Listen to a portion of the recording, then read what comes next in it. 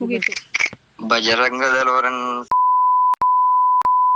ಕೇಳ್ತಾ ಅವತ್ತನು ಬೆಲೆ ಕೊಡ್ಲಿಲ್ಲ, ಇವತ್ತನು ಬೆಲೆ ಕೊಡ್ಲಿಲ್ಲ. ಬಜರಂಗದವರು ನನ್ನ ಸಮಾನವರು. ಕೆಲ್ಸಲ್ಲ. ನೀನ್ ಯಾರ ಜೊತೆ ಮಾತಾಡ್ತಾ ಇರೋದು? ನಂದು ಅವಳದು ಪರ್ಸನಲ್ ಮ್ಯಾಟರ್. ನೀನ್ ಯಾರೇ? ನೀನ್ ಯಾರು? ನನ್ ಬಾಯಿಂದ ಸುಮ್ನೆ ಬರ್ಸ್ಬೇಡ. ಸುಮ್ನೆ ಮುಚ್ಕೊಂಡು ಹೋಗಿ ಮಲಗು, ಇಲ್ಲಾಂದ್ರೆ ಉದ್ದೋದ ಕೇಳ್ತಾ. ಏ ಮುಂಡ, ನಾನು ನಿನಗೆ ಮೆಸೇಜ್ ಮಾಡ್ಲಿಲ್ಲ, ಕಾಲ್ ಮಾಡ್ಲಿಲ್ಲ ಮುಂಡ. 10 ಜನ ಹತ್ರ ಹೋಗಿ ಮಲ್ಗ್ತೀಯಲ್ಲ ನೀನು. ನಿನ್ಗೆ ಫೋನ್ ಮಾಡ್ಲಿಕ್ಕೆ ನಾ ಬಂದಿಲ್ಲ. ಮತ್ತೆ ನೀನೇನು ನಾನ್ ನಿನ್ಗೆ ಬಂದಂಗೆ ಮಾತಾಡ್ತಿದ್ದಿ.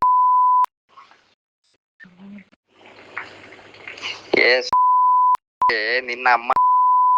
ನಾನು ನನ್ನ ವೀಕ್ನೆಸ್ ಹಿಡಿದು ನಿಮ್ಗೆ ಚಂದಾಗಿ ಗೊತ್ತು. ನೀವು ಬಜರಂಗ ಅವರಿಗೆ ಇದೇ ಕೆಲಸ. ನೀವ್ ನನ್ ಸಾಟ್ ಹಾಕಿರಿ. ನನ್ನ ಹುಡುಗಿದ್ ಪ್ರಾಬ್ಲಮ್ ಇದು. ನನ್ಗೆ ಮೆಸೇಜ್ ಮಾಡಿ ನೀ ಎಂತ ಮಾತಾಡ್ದ? ನಿನ್ನ ಅಮ್ಮ ನೀ ಹೇಳ್ತಾ ಇದ್ದಿ ಅಂತ ನನ್ನ ಹುಡುಗಿ ಜೊತೆ. ನನ್ನ ತಂದೆ ಅಲ್ಲ, ನಿನ್ನ ಅಮ್ಮ. ಬೇವರ್ಸಿ ಮುಂಡೆ, ನೀ ಏನಂತ ತಿಳ್ಕೊಂಡಿದೀಯ? ಬಜರಂಗ್ ನನ್ನ ಲೌಡೆ ಚಾಟ ನಂದು. ನೀನು ಏನಂತ ತಿಳ್ಕೊಂಡಿದೀಯ? ಬೇವರ್ಸಿ ಮುಂಡೆ, ನೀನು ಏನಂತ ತಿಳ್ಕೊಂಡಿದ್ದೀಯ? ಮುಸ್ಲಿಂ ಅಂತ ತಿಳ್ಕೊಂಡಿದ್ದೆ ನೀನು. ಅವಳಿಗೆ ಮಲಗುವಾಗ, ನನ್ ಜೊತೆ ಮಲಗುವಾಗ ಗೊತ್ತಾಗ್ಲಿಲ್ವ ಅವಳಿಗೆ ನಾನು ಮುಸ್ಲಿಂ ಅಂತ? ನೀನಿಗೆ ಹೋಗಿ ಮಲಗುವಾಗ ನಿಂಗೆ ಗೊತ್ತಾಗ್ಲ್ವಾ? ನನ್ನ ಬಾಯಿಂದ ಸುಮ್ನೆ ಬರ್ಸ್ಬೇಡ. ನಿನ್ನ ಅಮ್ಮನ ಬಜರಂಗದಲ್ಲಿ ನೀನು ನನ್ ಜೊತೆ ಬಜರಂಗದಲ್ಲಿ ಎಂತಾರ? ಬಜರಂಗದಲ್ಲಿ ಏನು? ಎಷ್ಟು ಜನ ಬೀಫ್ ತಿಂತಾರ? ನಿನ್ನ ಅಮ್ಮನ್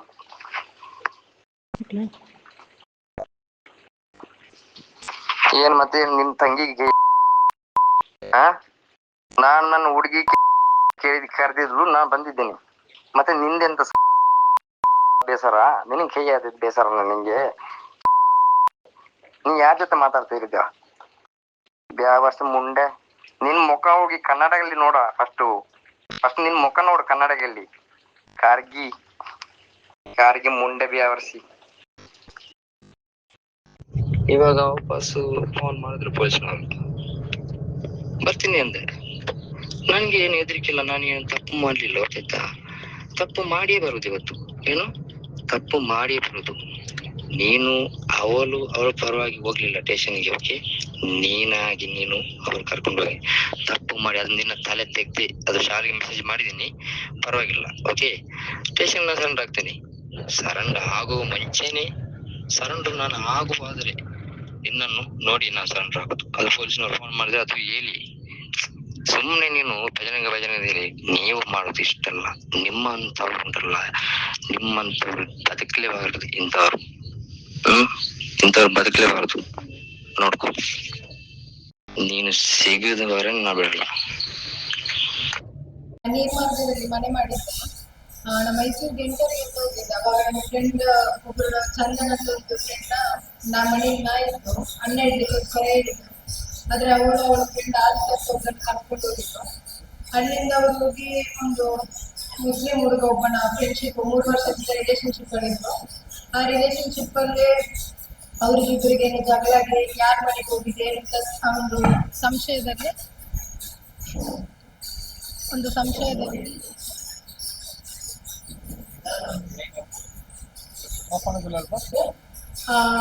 ಅವರಿಗೆ ಅವಳ ಆದಿತ್ಯ ಹುಡುಗಿಗೆ ಮತ್ತು ಅವನಿಗೆ ಜಗಳ ಆಗಿ ಅಲ್ಲಿಂದ ನೀನು ಲೊಕೇಶನ್ ಕಳಿಸ್ತೀನಿ, ನನ್ನ ಮನೆ ಲೊಕೇಶನ್ ಕಳಿಸಿ. ನಾನು ಅವತ್ತು ಮನೆಗೆ ಇರಲಿಲ್ಲ.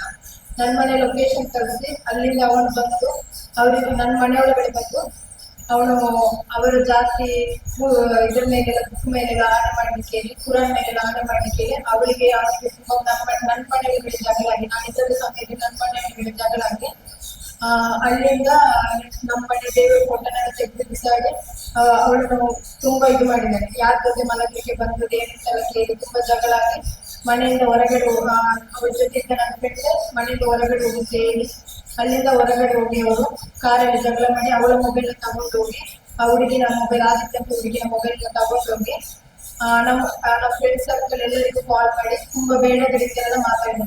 ಅದನ್ನ ಇದು ಮಾಡ್ಕೊಂಡು ನಾವು ಹೋಗಿ ಪೊಲೀಸ್ ಸ್ಟೇಷನ್ ಕಂಪ್ಲೇಂಟ್ ಕೊಟ್ಟಿದ್ವಿ ಮಹಿಳಾ ಠಾಣೆಗೆ. ಮಹಿಳಾ ಠಾಣೆಯಲ್ಲಿ ಕಂಪ್ಲೇಂಟ್ ಕೊಟ್ಮೇಲೆ ಅವ್ರು ಕಂಪ್ಲೇಂಟ್ ತಗೊಂಡ್ರು. ಕಂಪ್ಲೇಂಟ್ ತಗೊಂಡ್ಬಿಟ್ಟು ಅವ್ರನ್ನ ವಿಚಾರಿಸ್ಬೇಕು, ನಾಳೆ 10 ಗಂಟೆಗೆ ಬನ್ನಿ ಅಂತ ಹೇಳಿದ್ರು.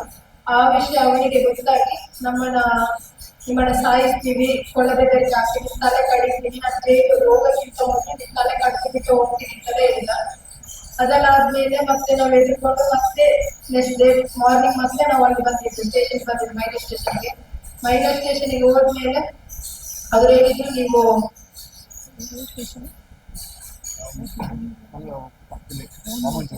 ವಾಮಂಜೂರು ಸ್ಟೇಷನ್ಗೆ ಕಂಪ್ಲೇಂಟ್ ಕೊಟ್ಟಿದ್ದೆ ಹೇಳಿದ್ರು. ಅವ್ರ ರೆಕಾರ್ಡ್ ಎಸ್ಐ ನೋಡಿದ್ಮೇಲೆ ವಾಮಂಜೂರು ಸ್ಟೇಷನ್ಗೆ ಹೋಗಿ ಕಂಪ್ಲೇಂಟ್ ಕೊಟ್ಟಿದ್ವಿ.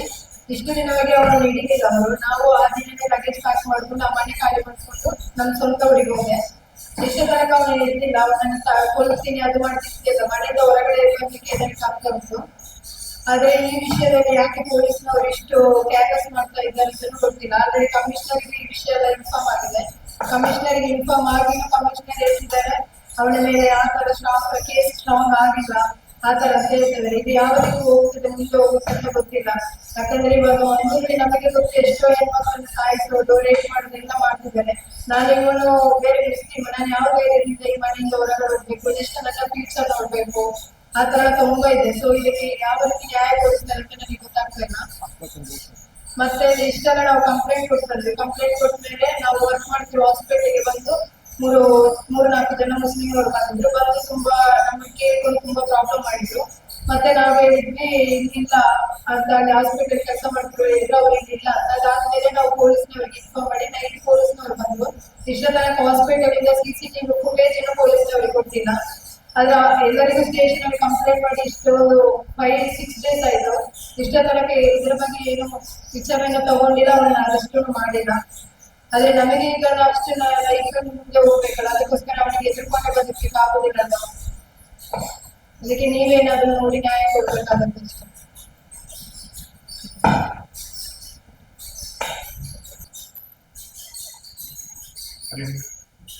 ಏನು ಅವರು ಮನೆಯಲ್ಲಿ ಇಲ್ಲದ ಸಂದರ್ಭದಲ್ಲಿ ನಾಯಿಗೆ ಊಟ ಹಾಕ್ಲಿಕ್ಕೆ ಗೆಳತಿಗೆ ಹೇಳಿದ ಸಂದರ್ಭದಲ್ಲಿ ಆ ಗೆಳತಿಯ ಮೂಲಕ ಹೆಣ್ಣು ಮಗಳ ಮೂಲಕ ಇವರ ಮನೆಗೆ ಬಂದು ಇವರ ಮನೆಯಲ್ಲಿರೋ ದೇವರ ಫೋಟೋವನ್ನು ಕೆಳಗೆ ಹಾಕಿ ಯಾವ ರೀತಿ ಮಾತಾಡಿದ್ದಾರೆ ಅಂತ ಹೇಳಿದ್ರೆ ಅದ್ರ ವಿಡಿಯೋವನ್ನು ಅವರಿಗೆ ಮಾಡ್ತಾರೆ. ಒಂದು ಅಭ್ಯಾಸ ಶಬ್ದಗಳಿಂದ ಬೈದು ಇವರನ್ನ ಕೊಲೆ ಮಾಡೋದಾಗಿ ಬೆದರಿಕೆ ಕೂಡ ಹಾಕಿದ್ದಾರೆ. ಅಷ್ಟೇ ಅಲ್ಲದೆ ಇವರೇನೋ ಆಸ್ಪತ್ರೆಯಲ್ಲಿ ಹೋದ್ರು, ಇವ್ರು ಕೇಸ್ ಮಾಡಿದ್ರು ಅವ್ರ ಮೇಲೆ.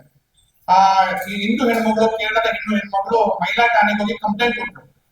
ಅವಳು ಕಂಪ್ಲೇಂಟ್ ಅಲ್ಲಿ ಹೇಳಿದ್ರೆ ಈ ಹುಡುಗಿ ಹತ್ರ ಹೇಳಿದಾರೆ ಅಂತ ಹೇಳಿದ್ರೆ ಅವಳ ಇಲ್ಲ ಖಾಸಗಿ ಫೋಟೋಗಳ ಕೈಯಲ್ಲಿ ಇದೆ ಅಂತ. ಆ ಆಧಾರದ ಮೇಲೆ ಅವಳು ಕಂಪ್ಲೇಂಟ್ ಕೊಟ್ಟು ಆಸ್ಪತ್ರೆಗೆ ಬಂದಾಗ ಅವನ 4 ಈ ಹುಡುಗರನ್ನ ಕಳಿಸಿ ಆಸ್ಪತ್ರೆಯಲ್ಲಿ ಏನು ಗಲಾಟೆ ಮಾಡುವಂತ, ಇವನ್ನ ಕೊಲೆ ಮಾಡ್ಲಿಕ್ಕೆ ಪ್ರಯತ್ನ ಮಾಡುವಂತ ಕೆಲಸಗಳು ಕೂಡ ಆಯಿತು. ನಾನು ಹೇಳೋದು ಇಷ್ಟಾದ್ರೂ ಕೂಡ ಕಮಿಷನರ್ಗೆ ಕಮಿಷನರ್ ಬೆಳಿಗ್ಗೆ ಅದ್ರ ಬಗ್ಗೆ ಪ್ರತಿಕ್ರಿಯೆಯನ್ನು ಕೊಟ್ಟರು. ತುಂಬಾ ಅದಕ್ಕೆ ನಾನು ಸ್ವಾಗತ ಮಾಡ್ತೇನೆ. ಯಾಕಂತ ಹೇಳಿದ್ರೆ ಆ ಕಮಿಷನರ್ ಹೇಳಿದ್ದಾರೆ ಈ ಕೇಸ್ ನ ಬಗ್ಗೆ ಹಿಂದೆ ಇದ್ದೇವೆ, ನಾವು ಅವ್ರನ್ನ ಬಂಧನ ಮಾಡ್ಲಿಕ್ಕೆ ಪ್ರಯತ್ನ ಮಾಡ್ತಾ ಇದ್ದೇವೆ ಅಂತ ಸ್ವಾಗತ ಮಾಡ್ತಾರೆ. ಆದ್ರೆ ಅವ್ರು ಹೇಳಿದ್ರು ಇದೇನು ದೊಡ್ಡ ಪ್ರಕರಣದಲ್ಲಿ ಏನು ಫೋನಲ್ಲಿ ಬೆದರಿಕೆ ಹಾಕಿಟ್ಟು ದೊಡ್ಡ ಮಟ್ಟದ ಕೇಸ್ ಹಾಕ್ಲಿಕ್ಕೆ ಆಗುದಿಲ್ಲ. 3 ದಿನದಲ್ಲಿ ಅವನಿಗೆ ನೋಟಿಸ್ ಕೊಟ್ಟಾಗ ಅವನು ಬಂದು ಸ್ಟೇಷನ್ಗೆ ಬರಬೇಕು ವಿಚಾರಣೆಗೆ, ಇನ್ನು ಬಂದಿಲ್ಲ ಅಂತ ಹೇಳಿದ್ರು. ಆದ್ರೆ ಅವನ ಹಿನ್ನೆಲೆ ಕೇಸ್, ಅವನ ಪೂರ್ವ ಹಿನ್ನೆಲೆ ತುಂಬಾ ಕ್ರಿಮಿನಲ್ ಕೇಸ್ಗಳಿವೆ ಅನ್ನತಕ್ಕಂಥದ್ದು ಗೊತ್ತಾಗಿದೆ. ಇವಾಗ ನಾವು ನೋಡ್ತಾ ಇದ್ದೇವೆ, ಎಷ್ಟೊಂದು ಪ್ರಕರಣಗಳನ್ನ ನೋಡ್ತಾ ಇದ್ದೇವೆ. ಲಾವಣ್ಯ ಕೇಸ್ ಇರ್ಬೋದು. ನಮಗೆ ಇಂಥ ಹೆಣ್ಣು ಮಕ್ಕಳಿಗೆ ಏನಾದ್ರು ನಾಳೆ ಈ ನಂದಿನಿ ಅವರಿಗೆ ಆ ರೀತಿ ಆದ್ರೆ ಅದು ಪೊಲೀಸ್ ಇಲಾಖೆ ಹೊಣೆ ಹೊಡ್ತಾರ? ಇಂತಹ ಇಷ್ಟೊಂದು ಅವನು ಕ್ರಿಮಿನಲ್ ಹಿನ್ನೆಲೆ ಇರುವಾಗ, ಅಷ್ಟಲ್ಲದೆ ಅವನು ಆಸ್ಪತ್ರೆಗೆ ಅವನು ದಾಳಿ 4 ಹುಡುಗರನ್ನು ಕಳಿಸಿ ಪ್ರಯತ್ನ ಕೂಡ ಮಾಡಿದ್ದಾನೆ ಇವರಿಗೆ ಇವರ ಮೇಲೆ ಹಲ್ಲೆ ಮಾಡ್ಲಿಕ್ಕೆ. ಅವಾಗ ಅದನ್ನ ಪ್ರಕರಣವನ್ನು ಕೂಡ FIR ಮಾಡಿಲ್ಲ. ಹಾಗಾಗಿ ನಾವು ಹೇಳೋದು ಇವರಿಗೆ ನ್ಯಾಯ ಕೊಡ್ಬೇಕಾದ್ರೆ ತಕ್ಷಣ ಬಂಧನ ಮಾಡಬೇಕು. ಅಡಿಷನಲ್ ಏನ್ ಕೇಸ್ ಕೊಟ್ಟಿದ್ದಾರೆ ಅದನ್ನ FIR ಅನ್ನ ಅವರು ದಾಖಲು ಮಾಡಬೇಕು. ಎರಡನೇದು ಖಾಸಗಿ ಆಸ್ಪತ್ರೆಯಲ್ಲಿ ಕೆಲಸ ಮಾಡ್ತಾ ಇದ್ದಾರೆ ನರ್ಸಿಂಗ್ ಆಗಿ ಇವರ ಬಗ್ಗೆ ಸಂತಾಪ ಇರ್ಬೇಕಿತ್ತು ಅವರಿಗೆ. ಈ ಸಂತ್ರಸ್ತಿ ಇವರು ಕೇಸ್ ಕೊಟ್ಟು ಬಂದಾಗ ಇವರಿಗೆ 4 ಜನ ಅಟ್ಯಾಕ್ ಮಾಡ್ಲಿಕ್ಕೆ ಬಂದಿದ್ದಾರೆ. ಅಲ್ಲಿ ನಾವು ಒಬ್ಬ ಜಿಜಾನ್ ಮ್ಯಾನೇಜರ್ ಏನು ನೀರ್ಮಾರ್ಗದ ಖಾಸಗಿ ಆಸ್ಪತ್ರೆಯ ಮ್ಯಾನೇಜರ್ ಜಿಸಾನ್ ಅನ್ನತಕ್ಕಂಥವನು ಇವರಿಗೆ ಬೆದರಿಕೆ ಹಾಕಿ ತೊರ್ತು ಬಿಜಾಯಿ ಮಾಡುವೆ ದಾಯ ಕಂಪ್ಲೇಂಟ್ ಹೋಗಿ ಅನ್ನತಕ್ಕಂಥ ಮಾತುಗಳನ್ನು ಹೇಳಿ ಇವರಿಂದ ಬಲವಂತವಾಗಿ ರಾಜೀನಾಮೆಯನ್ನು ತಗೊಂಡಿದ್ದಾರೆ. ಯಾಕಂದ್ರೆ ಆ ನೌಷದ್ ಜೊತೆಗೆ ಇವರು ಸಾಥ್ ನೀಡಿದ್ದಾರೆ. ಹಾಗಾಗಿ ಅವರ ಬಗ್ಗೆ ಕೂಡ ತನಿಖೆ ಆಗ್ಬೇಕು. ತನಿಖೆ ಆಗಿ ಅವರ ಮೇಲೆ ಕೂಡ ಕೇಸ್ ದಾಖಲಾಗ್ಬೇಕು. ಇನ್ನು ಖಾಸಗಿ ಆಸ್ಪತ್ರೆಯ ಮ್ಯಾನೇಜರ್ ಇದ್ದಾನೆ, ಅವನ ಮೇಲೆ ಕೂಡ ಕೇಸ್ ದಾಖಲಾಗ್ಬೇಕು. ಎರಡನೇ, ಮೂರನೇದು ಏನು ಕಾಸರಗೋಡಿನ ಕೇರಳದ ಹೆಣ್ಣು ಮಗಳಿಗೆ ಅವಳಿಗೆ ಇವಾಗಲೇ ಏನು ಕಂಡೀಷನರ್ ಠಾಣೆಯಲ್ಲಿ ಕೇಸ್ ಕೊಟ್ಟಿದ್ದಾಳೆ. ಆ ಕೇಸಲ್ಲಿ ಉಲ್ಲೇಖ ಮಾಡಿದ್ದಾರೆ ಅವನ ಬಗ್ಗೆ. ಅಲ್ಲದೆ ಅವಳು ಬ್ಲಾಕ್ ಮೇಲ್ ಅಲ್ಲಿ ಬಿದ್ದಿರುವ ಶಂಕೆ ಕೂಡ ವ್ಯಕ್ತ ಆಗ್ತಾ ಇದೆ. ಆ ಹೆಣ್ಣು ಮಗಳು ಎಷ್ಟು ಬೈದಿದ್ದಾನೆ ಅವಳ ಬಗ್ಗೆ ಕೂಡ ಹೇಳಿದ್ದಾರೆ, ನಾನು ನೋಟೋರಿಯಸ್ ಹಾಗೆ ಹೀಗೆ ಅದರಲ್ಲಿ. ಹಾಗಾಗಿ ಆ ಹೆಣ್ಣು ಮಗಳ ಬಗ್ಗೆ ನಮಗೆ ತಿಳಿದಿದೆ. ಹಾಗಾಗಿ ಈ ಪ್ರಕರಣವನ್ನ ವಿಶೇಷವಾಗಿ ತನಿಖೆ ನಡೆಸಿ ಆ ಹೆಣ್ಣು ಮಗಳಿಗೆ ಕೂಡ ಮುಂದೆ ಆ ಹೆಣ್ಣು ಮಗಳು ಆತ್ಮಹತ್ಯೆ ಮಾಡಿಕೊಳ್ಳುವ ಸಾಧ್ಯತೆ ಇದೆ, ಅಥವಾ ಮತಾಂತರ ಆಗಿ ಇನ್ನೇನೋ ಆಗುವ ಸಾಧ್ಯತೆ ಇದೆ, ಅಥವಾ ಅವಳನ್ನು ಕೂಡ ಹತ್ಯೆ ಮಾಡುವ ಸಾಧ್ಯತೆ ಕೂಡ ಇರಬಹುದು. ಹಾಗಾಗಿ ಇದೆಲ್ಲವನ್ನ ಸಮಗ್ರವಾಗಿ ಚಿಂತನೆ ಮಾಡಿ ಅವರ ಮೇಲೆ ಕೂಡ ವಿಶೇಷವಾಗಿ ತನಿಖೆ ನಡೆಸಬೇಕು ಅನ್ನತಕ್ಕಂಥದ್ದು. ನಾಲ್ಕನೇದು, ನಾನು ವಿಡಿಯೋ ರಿಲೀಸ್ ಮಾಡ್ತೇನೆ, ಬಜರಂಗ ದಳವನ್ನ ಕೂಡ ಇನ್ನು ನಮ್ಮ ರಾಷ್ಟ್ರೀಯ ಸಂಘಟನೆ, ದೇಶಭಕ್ತ ಸಂಘಟನೆ, ಧಾರ್ಮಿಕವಾಗಿ ಚಿಂತನೆ ಮಾಡುವಂಥದ್ದು, ಸೇವಾ ನಿರತವಾಗಿ ಸಂಘಟನೆಯನ್ನ ಅವೇಶ ಶಬ್ದಗಳಿಂದ ನಿಂದನೆ ಮಾಡಿದ್ದಾನೆ. ನಾನು ಕಮಿಷನರ್ಗೆ ಮನವಿ ಮಾಡ್ತಾ ಇದ್ದೇನೆ, ಅವನು ಸುಮೋಟೋ ಕೇಸ್ ಹಾಕಿ ಈ ಸಾಮರಸ್ಯವನ್ನು ಕೆದರಲಿಕ್ಕೆ ಪ್ರಯತ್ನ ಮಾಡುವಂತ ಅವನ ಹೇಳಿಕೆಗಳನ್ನೆಲ್ಲ ಇದೆ, ಯಾವಾಗಲೇ ಪೊಲೀಸ್ ಇಲಾಖೆಗೆ ಕೊಟ್ಟಿದ್ದೇವೆ. ಹಾಗಾಗಿ ತಕ್ಷಣವಾಗಿ ಅವನ ಮೇಲೆ ಇನ್ನೊಂದು ಕೇಸ್, ಸುಮೋಟೋ ಕೇಸನ್ನ ದಾಖಲಿಸಬೇಕು ಅಂತ ವಿನಂತಿಯನ್ನು ಮಾಡ್ತಾ ಇದ್ದಾನೆ. ಸಮಾಜದಲ್ಲಿ ನಾವು ನೋಡ್ತಾ ಇದ್ದೇವೆ, ಚಿಕ್ಕ ಚಿಕ್ಕ ವಿಷಯಕ್ಕೆ ಇವನಿಗೆ ಕ್ರಿಮಿನಲ್ ಹಿನ್ನೆಲೆ ಇದೆ, ಅವನ ಮೇಲೆ ಗಾಂಜಾದ ಕೇಸ್ಗಳಿದೆ ಅನ್ನತಕ್ಕಂಥದ್ದು ಕೂಡ ಮಾಹಿತಿ ಇದೆ. ಹಾಗಾಗಿ ಪೊಲೀಸ್ ಇಲಾಖೆ ಅವನ ಬಗ್ಗೆ ವಿಶೇಷವಾಗಿ ಇನ್ನೊಂದು ಪ್ರಕರಣ, ಏನ್ ಪ್ರಕರಣ ಕೊಟ್ಟಿದ್ದಾರೆ, ಇನ್ನೊಂದು ಕೇಸ್ ಕೊಟ್ಟಿದ್ದಾರೆ, ತಕ್ಷಣ ಅದರ ಮೇಲೆ ಕೂಡ FIR ಅನ್ನ ಮಾಡಬೇಕು, ಅವನನ್ನ ತಕ್ಷಣ ಬಂಧನ ಮಾಡಬೇಕು. ಈ ಹೆಣ್ಣು ಮಗಳು ಕೂಡ ಧೈರ್ಯದಿಂದ ಬಂದು ಠಾಣೆಗೆ ಕೊಟ್ಟಾಗ ಮಾಧ್ಯಮಕ್ಕೆ ಎದುರು ಬರೋದು ಯಾಕೆ ಅಂತ ಹೇಳಿದ್ರೆ ಅವರಿಗೆ ರಕ್ಷಣೆ ಬೇಕು ಅನ್ನತಕ್ಕಂಥದ್ದು. ಹಾಗಾಗಿ ಅವರಿಗೆ ರಕ್ಷಣೆ, ಅವನನ್ನ ಬಂಧನ ಮಾಡಿ ಈ ಹೆಣ್ಣು ಮಗಳಿಗೆ ನ್ಯಾಯ ಕೊಡುವಂತದ್ದನ್ನ ಪೊಲೀಸ್ ಇಲಾಖೆ ಮಾಡಬೇಕು ಅಂತ ವಿನಂತಿಯನ್ನು ಮಾಡ್ತಾ ಇದ್ದಾರೆ.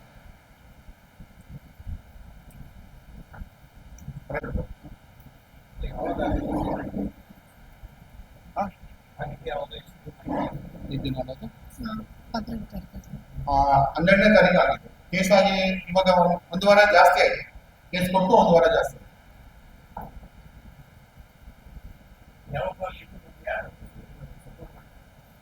ನೋಡಿ, ಕಾಲೇಜ್ ಬಗ್ಗೆ ನಮ್ಗೆ CR ಕಾಲೇಜ್ ಇದೆ, ಓನರ್ ಬಗ್ಗೆ ನಾವೇನಾದ್ರ ಬಗ್ಗೆ ಮಾತಾಡಲಿಲ್ಲ. ಅಲ್ಲಿನ ಮ್ಯಾನೇಜರ್ ಇದ್ರ ಹಿಂದೆ ಕೂಡ ಕೆಲವು ನಮ್ಗೆ ಕಂಪ್ಲೇಂಟ್ಸ್ ಇದೆ, ಆದ್ರೆ ನಮ್ಗೆ ನನ್ನ ಬಗ್ಗೆ ಹೆಣ್ಣು ಮಕ್ಕಳು ಧೈರ್ಯವಾಗಿ ಎದುರುಕೊಂಡು ಮಾತಾಡಲಿಲ್ಲ, ಇವರೊಬ್ಬರು ಹೆಣ್ಣು ಮಾತಾಡಿಲ್ಲ.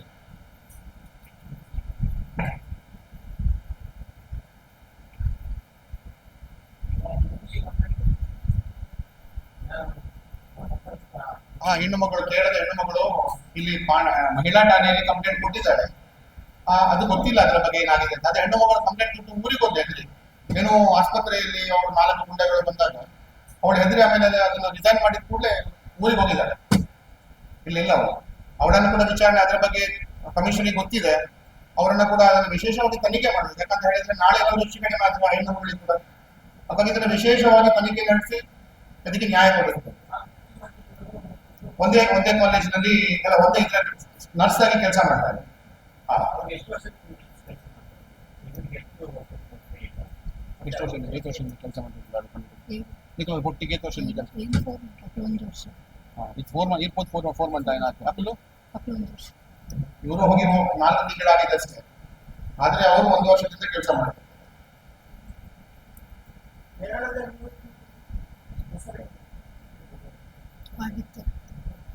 ಆದಿತ್ಯ ಅಂತ ಹೆಣ್ಣು ಮಗಳು, ಆದಿತ್ಯ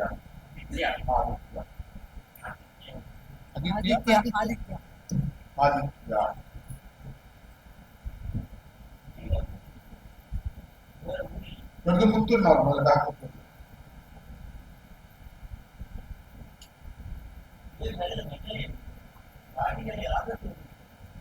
ಪ್ರಾರಂಭ ಕೇಳಿದ್ರೆ ಇವರು ಒಬ್ರು ಗೆಳೆಯರು, ಅವ್ರ ಹೆಣ್ಮಗಳಿದ್ದಾರೆ, ಕೇರಳದ ಹೆಣ್ಮಗಳು ಗೆಳೆಯರು. ಇವರು ಊರಿಗೆ ಹೋದ ಸಂದರ್ಭದಲ್ಲಿ ಇವರು ಮತ್ತೆ ನಂದಿನಿ ಮತ್ತೆ ಆ ಹೆಣ್ಮಗಳು, ಕೇರಳದ ಹೆಣ್ಮಗಳು ಫ್ರೆಂಡ್ಸ್ ಅಲ್ಲಿ. ಇವರು ಊರಿಗೆ ನರ್ಸ್ ಇಬ್ಬರು ಕೂಡ ಇವರು ಊರಿಗೆ ಹೋಗಿರ್ತಾರೆ, ನಿರ್ಮಾಣದ ಬಾಡಿಗೆ ಮನೆಯಲ್ಲಿ ಇದ್ದರು. ಊರಿಗೆ ಹೋದಾಗ ಆ ಹೆಣ್ಮಗಳ ಹತ್ರ ಹೋಗಿ ಅಲ್ಲಿ ನಾಯಿಗೆ ಊಟ ಹಾಕಿ ಕೇಳಿದಷ್ಟೇ. ಅವಾಗ ಅಲ್ಲಿ ಅವನು ಬಂದು ಔಷಧ ಬಂದು ಇವನ ಮನೆಯೊಳಗೆ ಹೋಗಿ ಅಲ್ಲಿ ಜಗಳ ಆಗಿದೆ ಅವರಿಗೆ. ಆ ಜಗಳ ಆಗಿದ್ಮೇಲೆ ಈ ಪ್ರಕರಣಗಳಾಗಿದೆ. ಆಮೇಲೆ ಇವರ ಮೊಬೈಲ್ ನಂಬರ್ ಪಡ್ಕೊಂಡು ಇವರಿಗೆ ಅಭಿಷೇಕಗಳಿಂದ ಬೈಯೋದು ಆ ರೀತಿ ಆಗಿದೆ. ಹೌದು, ವಿಷಯ ಏನು ಅಂತ ಕೇಳಿದ್ರೆ ಔಷಧ ಇಲ್ಲ. ಔಷಧಿಗೆ ಮತ್ತೆ ಆ ಹೆಣ್ಣು ಮಗಳು ಏನೋ ಸಂಪರ್ಕ ಇದೆ ಅವರಿಬ್ಬರಿಗೆ. ಹಾಗಾಗಿ ಇಲ್ಲ, ಅವಳ ಸಂಪರ್ಕದ ಮೂಲಕ ಅಲ್ವಾ. ಅವಳು ಏನು ನಾನು ಹೇಳಿದೆ ಅಲ್ವಾ, ಹುಡುಗಿ ಹೆಣ್ಮಕ್ಳು ಕೇಳದ ಹೆಣ್ಮಕ್ಳು ಇದ್ದಾಳಲ್ಲ, ಅವಳಿಗೂ ಔಷಧದ ಸಂಪರ್ಕ, ಅವರಿಬ್ಬರಿಗೆ ಸಂಪರ್ಕ ಇದೆ. ಹಾಗಾಗಿ ಇವರನ್ನ ತಪ್ಪಿಸ್ತಾ ಇದ್ದಾರೆ. ಇವರು ಅವ್ರಿಗೀಗ ದೂರ ಮಾಡ್ತಾ ಇದ್ದಾರೆ, ಇವರಿಗೆ ಕಾಲ್ ಮಾಡಿ ಆ ರೀತಿ ಬೈತಾ ಇದ್ದಾರೆ. ಹಾಗಾಗಿ ಅವರ ಮೇಲೆ ಕೇಸ್ ಕೂಡ ಆಗಿದೆ. ಕೇಸ್ ಎಫ್ಐಆರ್ ಕೂಡ ದಾಖಲು ಮಾಡ್ಲಿಕ್ಕೆ ಕೊಟ್ಟಿದ್ದಾರೆ, ಪ್ರಕರಣವನ್ನು ಕೊಟ್ಟಿದ್ದಾರೆ. ಎಫ್ಐಆರ್ ಆಗಿದೆ ಇಲ್ಲ ಅದು ಗೊತ್ತಿಲ್ಲ. ಹಾಗಾಗಿ ಅದನ್ನು ಆ ಪ್ರಕರಣವನ್ನು ಕೂಡ ಗಂಭೀರವಾಗಿ ಪರಿಗಣಿಸಬೇಕು. ನಾಳೆ ಏನಾದ್ರೂ ಹೆಚ್ಚು ಕಡಿಮೆ ಆದ್ರೆ ಲಾವಣಿ ಅಂತ ತುಂಬಾ ಕಷ್ಟ ಆಗುತ್ತೆ. ಅವನು ಮುಡಿಗೇರದ ಉಜಿರೆ ಮೂಡಿಗೆರೆ ತಾಲೂಕಿನ ಉಜಿರೆ ಆ ಕಡೆ ಚಿಕ್ಕಮಗಳೂರು ಧರ್ಮಸ್ಥಳ ಉಜಿರೆ ಆ ಕಡೆ ಕೆಲವು ಚಿಕ್ಕಮಗಳೂರು. ಮೂಡಿಗೆರೆ ಒಂದು ಕೇಸ್ ಇದೆ ಅಂತ ಗೊತ್ತಿದೆ ನನಗೆ. ಮೂಡಿಗೆರೆಯಲ್ಲಿ ಅವರ ಮೇಲೆ ಕೇಸ್ ಇದೆ.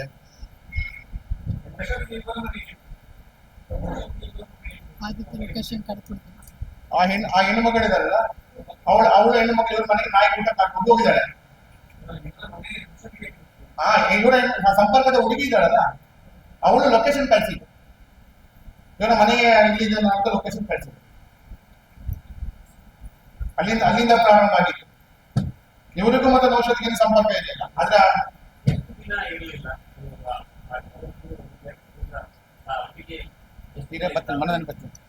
ನಾವು ಒಂದು ದಿನ ಇರ್ಲಿಲ್ಲ. ನಾನು ಅವ್ರ ಹತ್ರ ನಾಯಿಗೆ ಫುಡ್ ಇಡು ಅಂತ ಬೇರೆ ಹುಡುಗಿ ಹತ್ರ ಹೇಳಿದ್ದೆ. ಆದ್ರೆ ಇವಳೇ ಫೋರ್ಸ್ ಮಾಡಿ ಅವಳ ಜೊತೆ ಹೋಗಿ ಅಲ್ಲಿ ಮನೆಯಲ್ಲಿ ಪ್ರಾಬ್ಲಮ್ ಮಾಡ್ಕೊಂಡು ನನ್ನ ಮನೆ ಲೊಕೇಶನ್ ಅವನಿಗೆ ಕಳಿಸಿ ಅವನ್ ಡೈರೆಕ್ಟ್ ಮನೆ ಒಳಗಡೆ ಬಂದು ಪ್ರಾಬ್ಲಮ್ ಮಾಡಿರೋದು. ಈ ವಿಷಯ ನನಗೆ ಗೊತ್ತಾಗಿರೋದು ನೆಕ್ಸ್ಟ್ ಡೇ, ಒನ್ ಡೇ ಇರ್ಲಿಲ್ಲ. ಬಾಡಿಗೆ ಮನೆ ಅವರಿಗಿಬ್ಬರಿಗೂ ಗಲಾಟೆ ಆಗಿದೆ. ಗಲಾಟೆ ಆಗಿದೆ, ಯಾಕೆ ಮನೆಗೆ ಹೋಗಿದ್ದೆ, ಯಾರ ಮನೆಗೆ ಹೋಗಿದ್ದೆ ಅಂತ ಡೌಟ್ ಆಗಿದೆ. ಇಬ್ಬರಿಗೂ ಡೌಟ್ ಆಗಿಬಿಟ್ಟು ಇವಳು ಅವನಿಗೆ ಲೊಕೇಶನ್ ಕಳಿಸಿ ಅವನ ಅಲ್ಲಿಗೆ ಬಂದು ಜಗಳ ಆಗಿ ಸರಿ ಮಾಡ್ಲಿಕ್ಕೆ ಬಂದಿರೋದು. ಅದಾದ್ಮೇಲೆ ಅಲ್ಲಿಂದ ಮೊಬೈಲ್ ಎಲ್ಲ ತಗೊಂಡು ಹೋಗಿದ್ದಾನೆ ಅವನು. ಆ ಮೊಬೈಲ್ ಇಂದ ನಮಗೆಲ್ಲ ಕಾಲ್ ಮಾಡಿ ಅವನು ಬೈದಿರೋದು.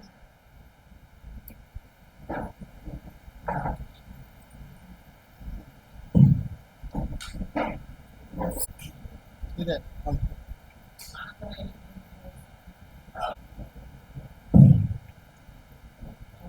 ಏನಂತ ಕೇಳಿದ್ರೆ, ಇವರು ಕಂಪ್ಲೇಂಟ್ ಕೊಟ್ಟು ಬಂದ ಮೇಲೆ 4 ಹುಡುಗರು ಬಂದ್ರಲ್ವಾ ಆಸ್ಪತ್ರೆಗೆ. ಹುಡುಗರು ಬಂದು ಜಗಳ ಎಲ್ಲ ಮಾಡಿದ್ರು. ಅವಾಗ ಇವರಿಬ್ಬರನ್ನ ಕರೆದು ಇವರನ್ನ ಮತ್ತೆ ಅವಳ ಹೆಣ್ಣುಗಳನ್ನ ಕರೆದು ಇವರಿಗೆ ಬೈದು ತೊಡ್ತು ಬಿದಾಯ ಮಾಡುವ ಇತ್ತನೇ ಡಿಸೈನ್ ಬರೆದುಕೊಡು ಅಂತ ಹೇಳಿ ಇವ್ರ ಕೈಯಲ್ಲಿ ಫೋರ್ಸ್ಫುಲ್ ಡಿಸೈನ್ ಅನ್ನ ಬರೆಸಿ ಅವನ ಜೊತೆ ಯಾಕೆ ಜಗಳ ಮಾಡ್ಲಿಕ್ಕೆ ಹೋಗಿದೆ ಅಂತ ಅವನಿಗೆ ಪರವಾಗಿ ಮಾತಾಡಿದ್ರು. ಹಂಚಿನ ಅವ್ರಿಗೆ ನಿಗ್ಲೆ ದಾಯ ಬೇಕಲ್ಲಟ್ಟೆ. ಇಲ್ಲ ಅವನಿರ್ಲಿಲ್ಲ. ಇವರನ್ನ ಕರೆದು ಫೋರ್ಸ್ಫುಲಿ ಮಾಡಿ ಡಿಸೈನ್ ಮಾಡಿಸಿ ಅವ್ರು ಕಳಿಸಿ.